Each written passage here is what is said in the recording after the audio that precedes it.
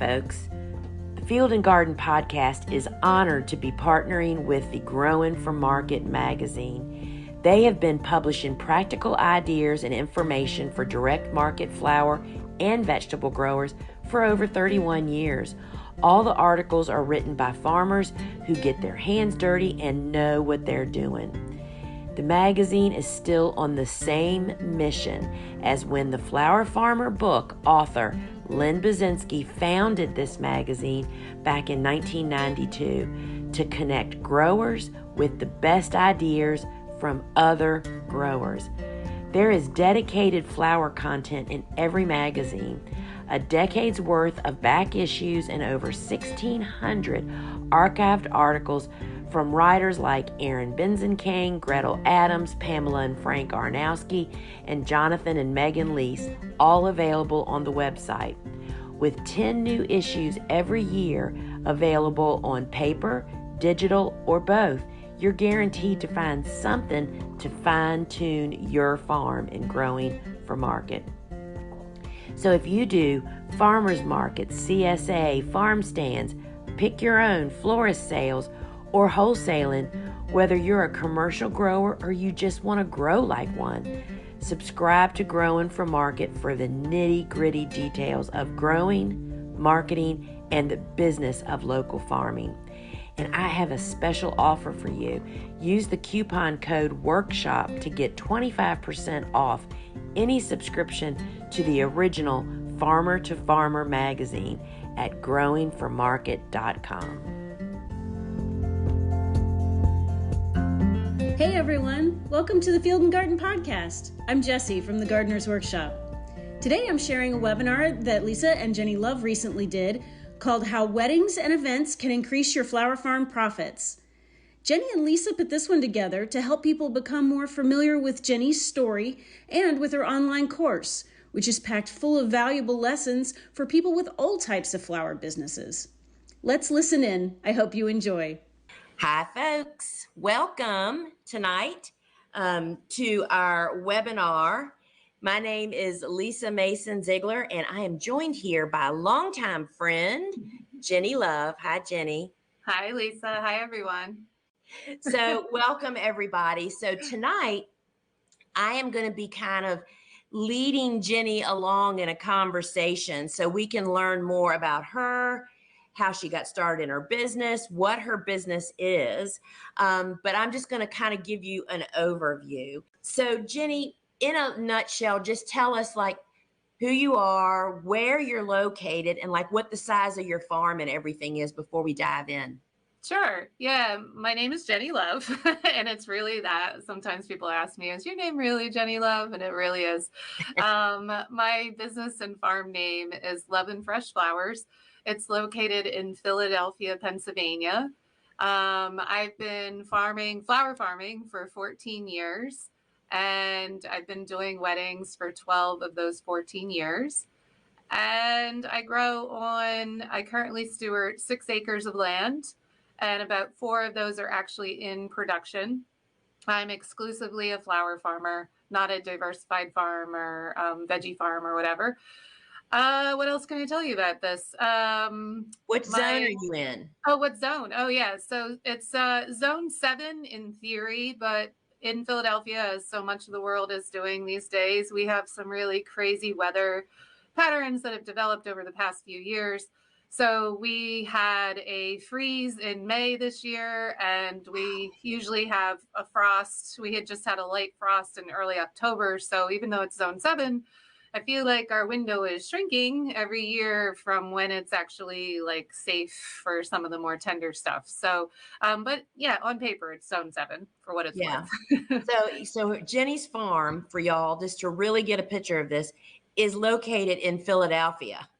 Yeah. I mean, it's like, are you right in the middle of the city, or is it skirted? It was hard for me to remember when I came there. No, it's not. It is in the city of Philadelphia. It is the address is Philadelphia. It's in the northwestern section of Philadelphia. It's a mile within the city limits, but it is not like in the very center of the city. What's really unique and different about my farmland in terms of it being an urban farm, it's very much an urban farm, is that the land has been farmland since colonial times. So it was actually part of William Penn's farmland when he first came and frankly took land from the Lenape Delaware tribe. But he took it to farm it, and it has remained agricultural land ever since. So it is a pretty sweet spot that is really interesting in terms of it doesn't feel urban at all, but it is in the heart of America's sixth largest city. So, yep, there's that. That's pretty awesome. So we're going to go through your history of kind of how you got to where you are, but what are your current offerings and sales outlets at this point in time in your business? Oh, sure. Yeah. So weddings have been a very large part of my business for many years, but we also have, we've shifted a little bit in recent years, and we still have weddings, but we've also added about 20 workshops a year, Wow. on farm, hands-on workshops, both on floral design and farming. So that's during the season as well, which is a large percentage of our income. And then we also run a subscription slash, it used to be a CSA, now it's more of a subscription service with delivery included. That's part of the business as well. And then we do some wholesale also. So it's a pretty broad spectrum of sales channels. And you and I, as both being seasoned flower farmers, sometimes the diversity what might make you a little crazy, but in general, that's what it takes to succeed, right? I mean, to not Yeah. have all your eggs in one basket, right? Yeah, it was really helpful during COVID because that was, we Oh, did a lot of weddings. About 90+% of my sales were through weddings. And then obviously when COVID hit, all the weddings stopped on a dime. And ah, so it was our CSA slash subscription service that was able to really blossom in that void and floated the farm. So yeah, having that diversity of sales channels was really beneficial, though it does drive me kind of bonkers. yeah. Too many things sometimes. So yeah, I was just looking for scholarship money when I applied, and I had literally no idea really what I was in for. But I'm so grateful for that opportunity because with the scholarship came membership to the ASCFG for 1 year. And it is an incredible association full of very knowledgeable, professional, experienced flower farmers who are not just dabbling in this. They are exceedingly experienced and exceedingly generous with their knowledge. So I was immediately set up for success by being part of the ASCFG, and I don't think I would be here where I am today without it, for sure. So I also went through that scholarship. I got registration for free at the conference that year, the national conference. So I went to the conference, I met lots of people in person, and those people became my mentors, informal mentors over the years. One person I met was Polly and Mike Hutchison from Robin Hollow Farms in Rhode Island, and they have been instrumental over the years. I met Dave there. I probably met you, Lisa, but I don't Yep. actually specifically remember that exact It's moment. okay. But yeah, all these friendships that have lasted for I don't even know how long now, 15+ years. So Well, yeah. I mean, it kind of just fuels your fire for what you're doing when you start meeting up with those people. Mm-hmm. So, all right. So, and then you went on to serve on the board, and then you Oh, became yep. the president of the Yep. ASCFG, right? Which Yes. just put Yeah. you in the leading position. I served on the leadership board for 9 years in total. And I just recently retired from the president position. And now Val Schilmer is filling that role. But it was a really incredible opportunity to be a leader for the industry and try to propel the ASCFG forward and continue to help to give back. Frankly, it was about giving back to Yeah. the industry and the community. Yeah. Jennie, I know that the farmer next to you at the flower farm at the farmer's market kind of got you to do her wedding. Did that experience kind of push you like, well, maybe this is what I should do? Or how did you start getting to these next levels where you have been these Mhm. that really Yeah. to the top? Um, Yeah, I mean, it's because of Kirsten's wedding that I didn't plan on doing weddings, let's put it that way. So then, yeah, having done one, it was an interesting experience. I wasn't necessarily like, this is it. This is what I'm going to do from now on. But she referred several of her friends to me then.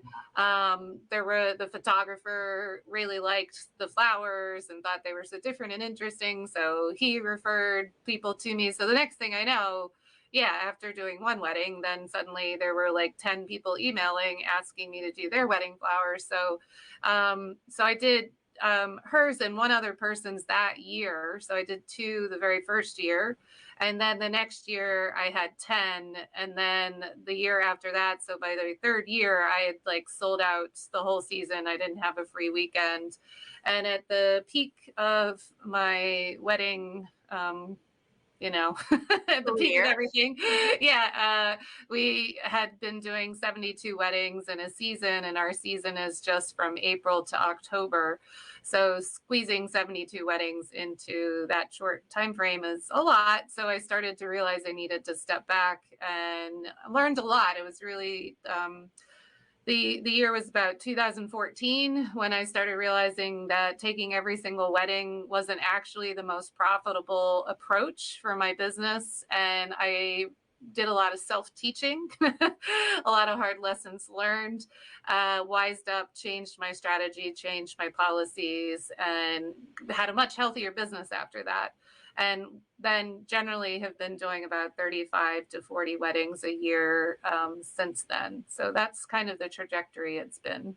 So, Jennie, talk to us a little bit about your experience with doing weddings and events. And I mean, you hear about bridezillas, you hear about the craziness, and I know that all of those are real. I mean, there could definitely be a reality show, right? By floral designers doing wedding flowers. Yeah. But share with us a little bit about your experiences and what obstacles were in your way to get where you are now, those things that you had to really learn the hard way. Yeah, well, first I want to dispel the myth of the bridezilla because I think that is way overblown in our culture. I guess there's been too many movies about it, but rarely have I run into bridezillas. I've done hundreds, thousands, I don't know how many at this point. I've done a lot of weddings at this point. And I've only ever had two brides that I felt uncomfortable with. And only one of them would I actually classify as a true bridezilla. I will say that the mothers of the bride are actually more challenging than the brides themselves. But in general, overall, if you learn how to find the right customer, not just any customer, it's all about choosing and speaking to the right customer. So that's part of the course that I help people learn how to market to the right people. Once you do, it's pretty darn easy in terms of like the attitudes or whatever. Right. There's still like a tremendous amount of work. And my biggest obstacle when I got into this and the reason I made this course is that nobody else was doing the farmer-florist model when I started. Like I am the OG, which I don't often really shout from the rooftops, but and so when I started, there were a few other people who were farmers who were doing weddings, but they were buying in most of their flowers. They were just sort of supplementing with what they had. I went into it with the ambition of growing everything from my tagline for my business is from seed to centerpiece. And that was really my ambition. But there was no model for it. And nobody told you how to crop plan for that. Nobody told you how to market that because like I didn't use roses. I wasn't going to use baby's breath. I wasn't using baker's fern. So I had to literally make it all up. I had to learn how to teach an industry that was very saturated in an incredibly baseline look of just long stem roses, baby's breath, etc. Convince them to pay good money for seasonal, locally grown, unique blooms and how to communicate the value of that to them.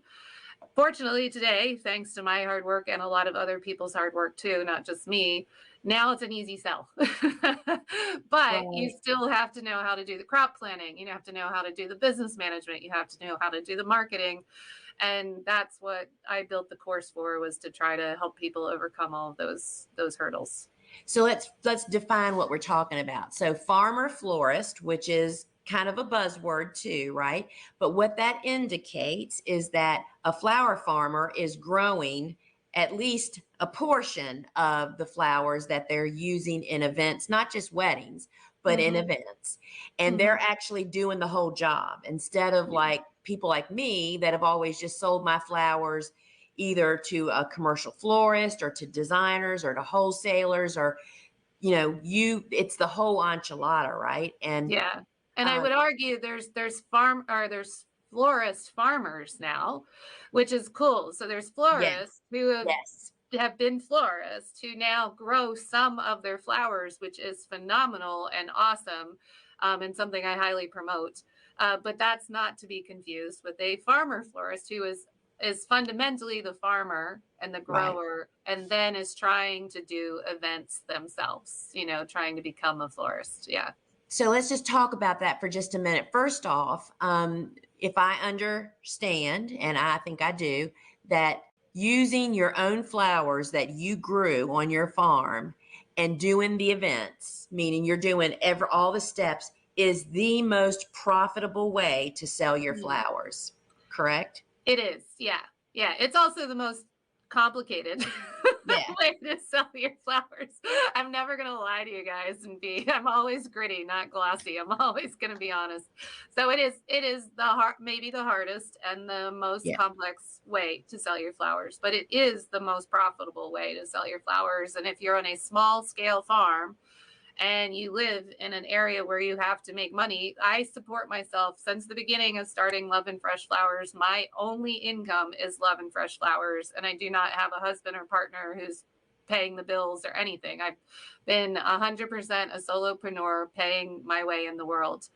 And the only way I could do that living in a city like I do with a small farm was to do weddings. Yes. So ultimately, they are the most profitable. Farmer Florist School, the wedding process. And I once again want to say that is not a design course. No. Jenny, just hit the 6 week kind of topics of what's Oh, included boy. in this course. Can you remember? Are you putting me on the spot? I will.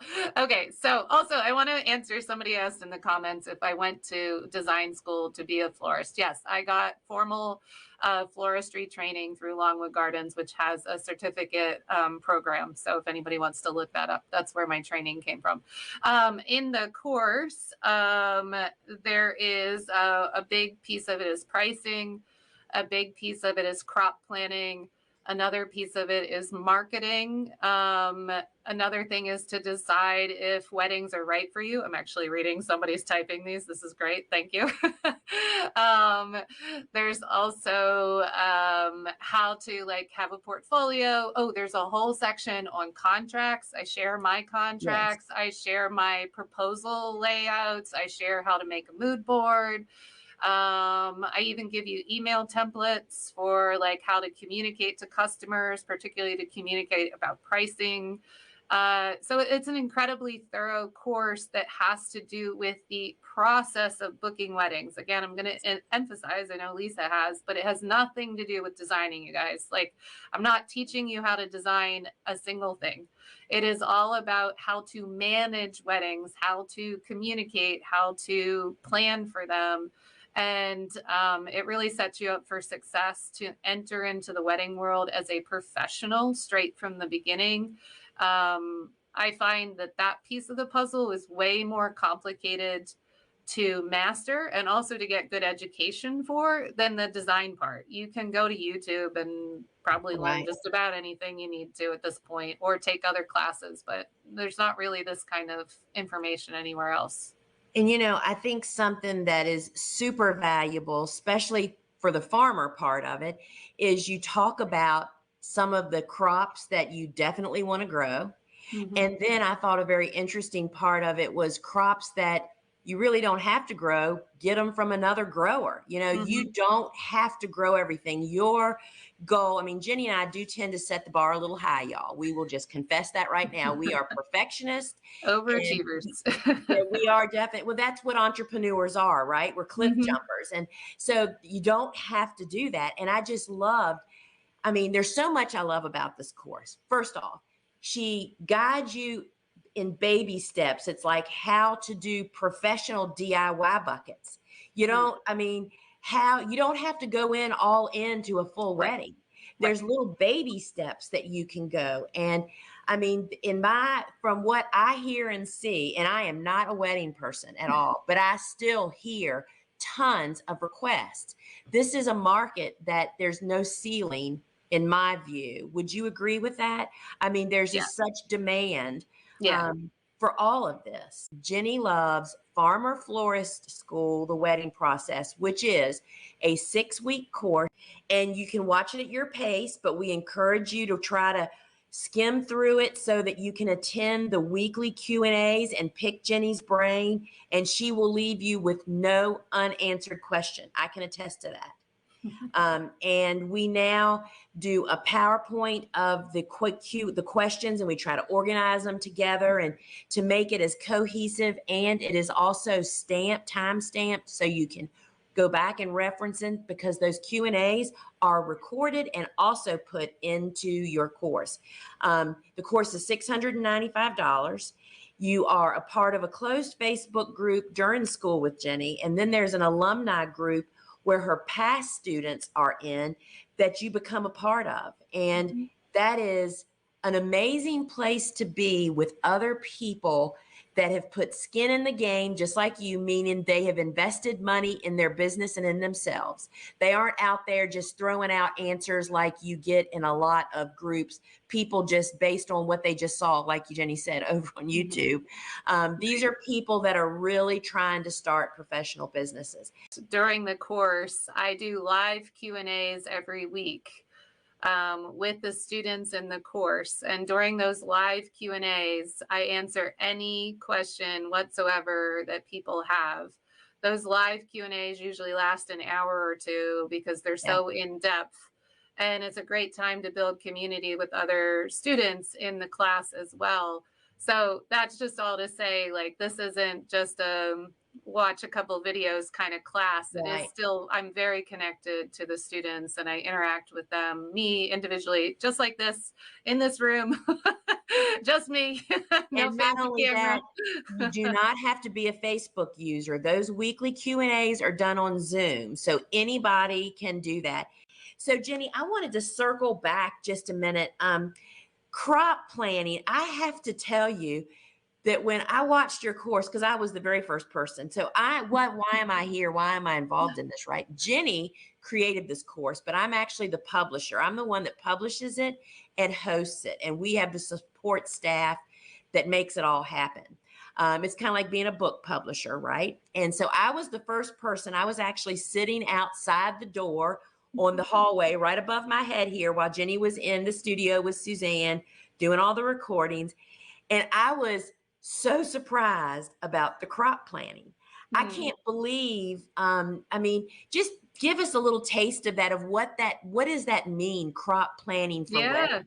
It's a complex, but you've simplified it. Yeah, I simplify it. Yeah. But I guess maybe I should back up for anybody who's not familiar with all of it in general. So as a farmer florist who's doing weddings, I'm doing full service weddings where I'm going to do all the centerpieces. I'm going to do the ceremony flowers. I'm going to do the bridesmaids bouquets. I'm going to do all of it.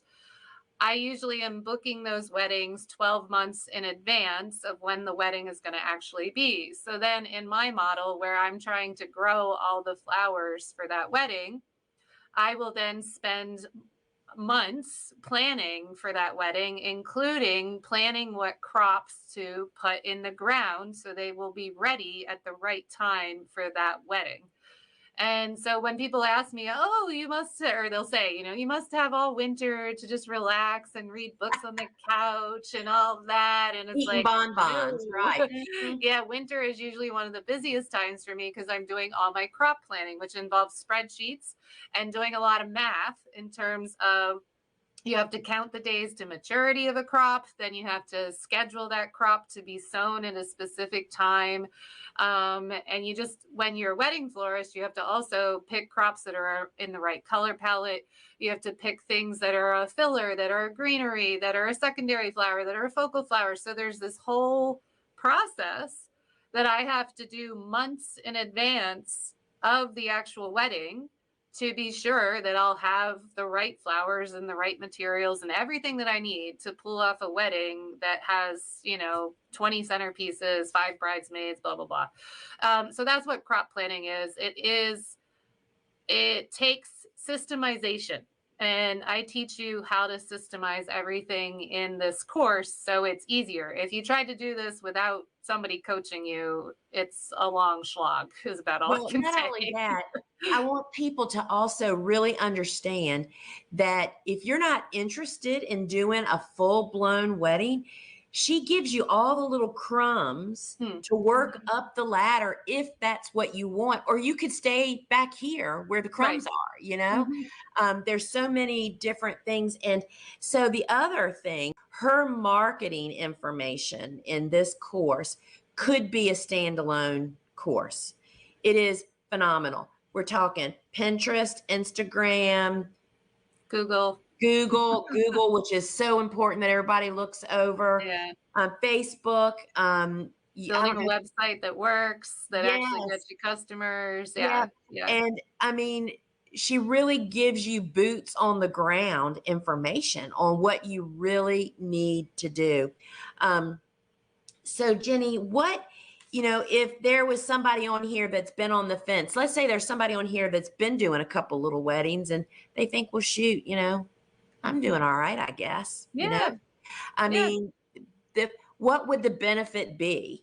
I mean, in my mind, we're the dollar people. I see dollar signs. I would say the number one thing that you get out of this course, no matter what kind of weddings you're doing, or even if you are a flower farmer who isn't planning on doing weddings, but you might be going to the farmer's market or something like that. The thing that will make you money out of investing in this class is starting to learn how the pricing structure in the floral industry as a whole works. And that information will feed any part of your flower business. I don't care what kind of flower business you have. Even if you're a florist who's watching this, this class will help you learn how to price properly if you don't have that formal education. So probably the best thing that you're really going to walk away is with an understanding of how to price properly, and also that this is the pricing industry wide.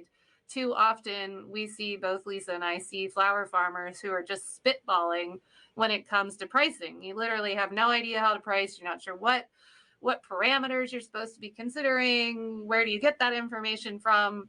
And particularly when you're doing weddings, if you're somebody who's already doing a few small weddings, I guarantee you, I actually would probably 100% guarantee you, you are not pricing properly. You are losing money. And that if you learn how to price properly, then you will, even if you just do 5 small weddings a year, you will make more money than you'll spend on this course for what that's worth. So, I think the pricing's a huge thing you got to master, basically. And so totally say that. So I'm like the numbers girl. Whenever I go to spend, first off, I don't know if Wanda is on here. Wanda, our friend from Fox Hollow Peonies, who has taken all of our courses pretty much. And Wanda is on so many of my lives, and she reminds me of this tip, and I'm going to say it right now because I haven't seen it come across my screen, is that when you're in business, guess what? These courses are business expenses. They are tax deductible. And she always points that out because not everybody is at that level where they understand that. So for me as a business person, when I say, all right, I mean, I'm having to buy a new piece of equipment, not for the farm, but for our bigger business. And it's like, all right, it costs XYZ. How much is it going to save us and how long is it going to take me to recoup it? When I did the breakdown, it's like, we can't not buy this piece of equipment ASAP. Yeah. Even though it's thousands of dollars, right? Right. Exactly. So, yeah.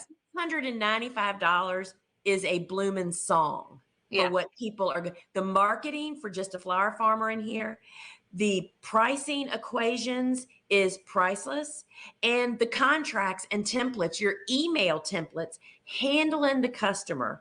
But even before that, I think that you giving people the nod that they can say, I'm sorry, we don't do those types of weddings, but let me refer you to somebody. Right. To not get in over your head or do something you're not prepared to do, right? Yep, exactly. And I saw a couple of questions I just want to address really quick. One was that doesn't pricing vary depending on region? Yes, it does. What I do in the course is teach you how to determine pricing. I'm not telling you like what to price. I'm not setting a price. I'm teaching you the things that go into it. I basically help you distinguish between cost and price. And those two things are very different. And first you need to know your costs. And then you use that to plug into a formula to determine your price. So I teach that in the class and what the industry standards are. And another thing I saw was somebody is saying they're stressed out about getting into weddings because they don't want to use foam and they don't know how to get their vessels and their flower frogs back. I teach that too in the class about how to have rental agreements, how to ensure that you get your materials back. And I don't use any foam in my design work. So I will also discuss some of the sustainable mechanics that I use in my design, different things that we use. So all of that's covered in the course, basically. And I just want to say to everybody, are you seeing that Jennie is looking for questions while I'm talking to her? I'm trying. This is why she is such a great teacher. And so this is just a little taste of what you're going to get with her course. So all of our courses are all people that I handpicked. Nobody came to me and said, hey, I think I've got this great idea.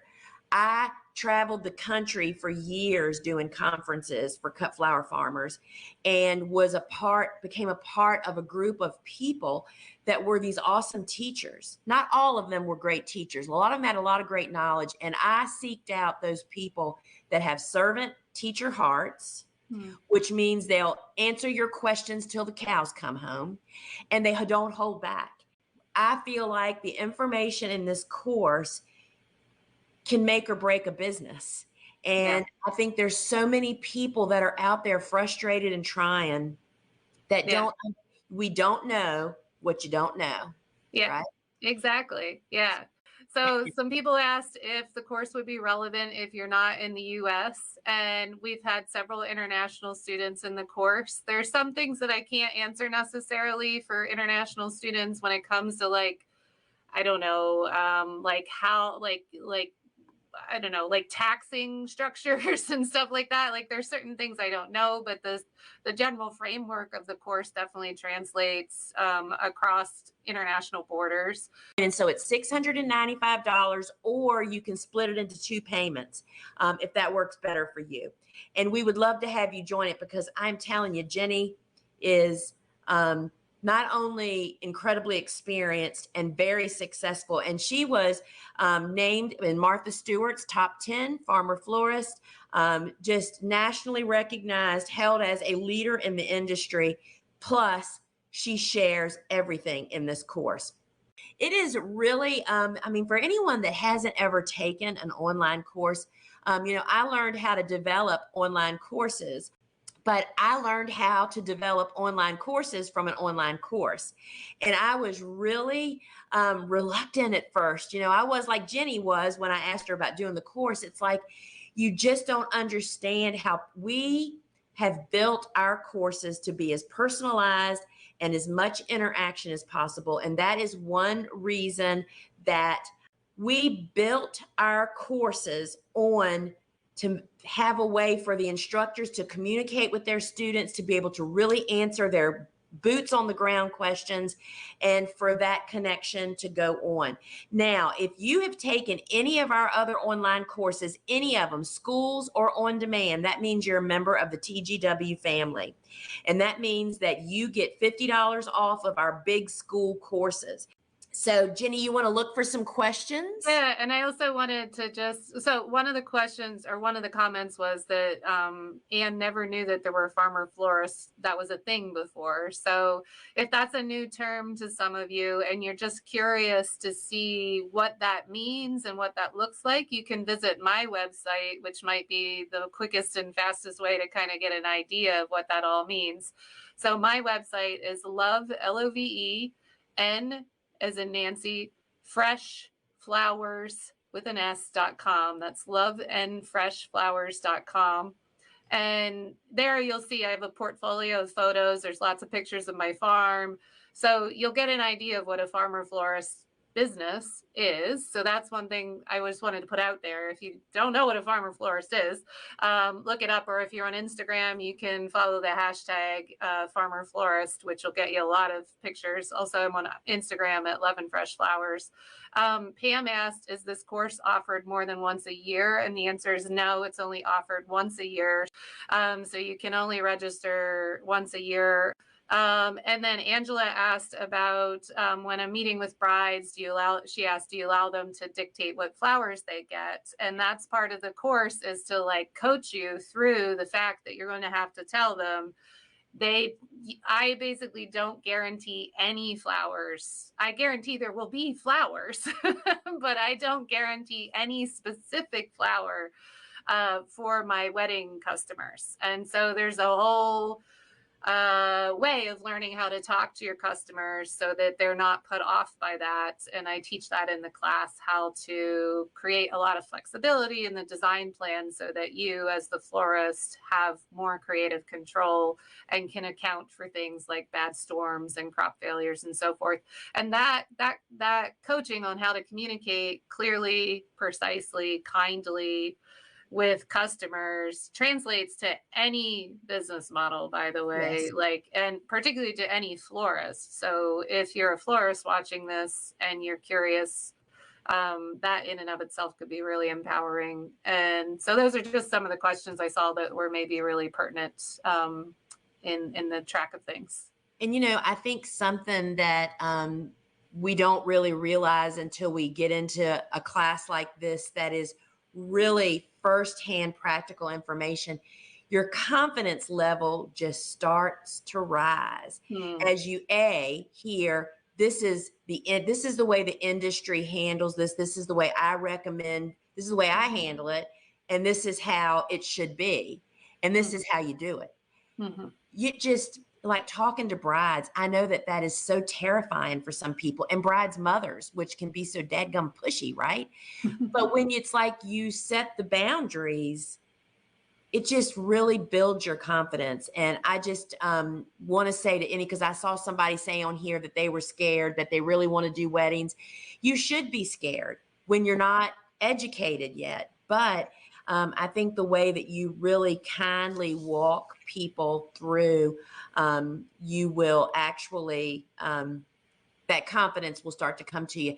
And, we just really encourage people to, if you want to know more about the course, you can go over to thegardenersworkshop.com. Jenny, so what would you say the one tip you would give to a flower farmer who is trying to decide if they want to dip their toe in wedding and event work? I think you've mentioned it a couple of times already this evening, is that you don't have to do big giant weddings to be a farmer florist in the wedding world. I go through lots of different models of how you could do wedding flowers as a flower farmer, including just doing, just offering DIY buckets, which is super easy, or doing an a la carte menu, which is a slight step closer, to getting more involved, to if you do decide you want to do $30,000 weddings, and that's like just the flower budget, I teach you how to do those, so the point is that there's many, many, many ways to do wedding flowers. And in the course, I try to talk people through that and help you understand that it's not so scary. But that being said, I will be honest, there's some people who have taken the course and decided they never want to do weddings. And I'm really open and honest about that, because that, I think, is just as valuable as walking away from it and thinking I'm all set to do weddings. Because wouldn't you rather just spend 600 and some odd dollars to learn that it was a really bad idea, honestly, instead of putting years into an enterprise that you didn't like and weren't cut out for? So that's part of the course too, is learning whether you're made to do weddings or not. So yeah. So we have a couple of people. I see Kimberly just asked and Kelly just asked, and they're already enrolled in my course. My course runs at the same time that Jenny's course does. It's on the Q&As are on different nights. And I again want to say, you can watch these courses at your own pace. You have unlimited lifetime access to them. And what we say to people for my course, and Jenny can address the same, it's like I tell people, you can skim through the sessions for that week and see where you are. It's like, oh my gosh, I'm like so big into, I've got to make beds. I've got to build my garden. And that may be where you want to just stop and watch a few of those sessions. So you might have questions, but I also want to say, you can ask questions even after school is over. Mm-hmm. So if you wanted to take both classes, that is a heavy load, but you do not have to watch both of our classes, all the sessions, while school is running. And then you have, of course, access to the Q&As afterwards. So it really just depends on what's the benefit. The benefit is in January when it's, frozen solid outside and you have a lot of time on your hand. You can sit down and go back and review. And that's honestly, 90% of people watch the courses after the live school. That's just a fact. We see who's watched what and how much. And another thing you could do too, that a lot of my students have told me, is they listen to the course. So we're all farmers and we're busy. So you can just put your headphones on, and yes, you're not going to see. So my course isn't like a glossy video of lots of action. It's you can literally listen to my course and get most of what you need out of it. So you could listen to it just the way you would listen to a podcast or something and get a lot of the information, and then go back and look at the slides later and look at the handouts later. But you could do that while you're, planting tulips and sowing errands or whatever. Yeah. And then still participate in the live Q&As each week while the course is running. So I think you can do both, as long as you enjoy listening to things on your headphones. Yeah. And I mean, that's just such a great point that I'm glad that you said that, because all of our courses are available on an app. So you can listen to them on your phone. And that's what a lot of people say is, I have Jenny or Dave or Lisa in my back pocket, so as long as you have internet, you can access your courses to listen to them and listen to them as much as possible. And so, friends, we just say, if this is your plunge, if you want to jump, now is the time, because her course is not going to be available again until next year. And yes, Virginia says, will Jenny's class be stamped like Lisa's and Dave's? Obviously, she's taken mine and Dave's class. Yes, Jenny's class is now being finished up and is our time stamper, and that is being done. And what that means, friends, is it's your syllabus, which is your outline, and you can go to her course page at the Gardener's Workshop or through your email and see the syllabus. Well, when you're a student, that syllabus has gotten so deep. You can click on it and it tells you exactly at what time stamp in the videos to go to it to listen to that specific thing. Amanda, I have taken most of the courses and love that I can go back and reference what I need when I need it. I think that's the most undervalued part of online courses, is you can't possibly take it all in when you're taking the class at all. It's going back, and we know that people use that tool, and we're adding more and more tools all the time to make it easier for people to go back and find stuff. Yeah. So there was a quick question just related to the course. What night is the live Q&A? It's on Tuesday evenings, I think, starting at 8 p.m. Eastern, if I remember. 8 p.m. Eastern, yes. Yeah. So just so you know. And And we somebody do else that. asked if I have hoop houses. Yes, I have hoop houses. Okay, I'm done. And we do it at 8 p.m. so that West Coast people and people on different time zones, it's hard for people in other parts of the world sometimes. And there are Q&A sessions available on every week. So there's 6 Q&As throughout the course, and then there's one follow-up Q&A that happens on the 8th week to kind of like wrap up, give people time to maybe catch up, to feel like, to gather their thoughts and to submit those questions to be asked. So friends, we are going to wrap this up. And Jennie, thank you so much for taking this time. And I'm just love sharing you with people. Thanks. I feel like the course is so much more than wedding process. I mean, there's so much business and marketing and pricing that can be applied across so many of the flower industry. Yeah. So I'm just glad that we got to share this. And we would just love to have you join us. Yeah, And I'd love to have you congratulations. all. Yeah, thanks everybody for tuning in. I really loved meeting you Yeah. all, and I hope I'll get to see you in the course or somewhere else our paths will cross. So thanks, Lisa, for You hosting. are so welcome. And so, friends, until we meet again, ciao. Okay, welcome back. So, I've included links in the show notes to some of the topics mentioned here, including Jennie's online school called Farmer-Florist School Online, The Wedding Process, which enrolls annually in October. I hope you consider taking Jennie's course. You won't regret it.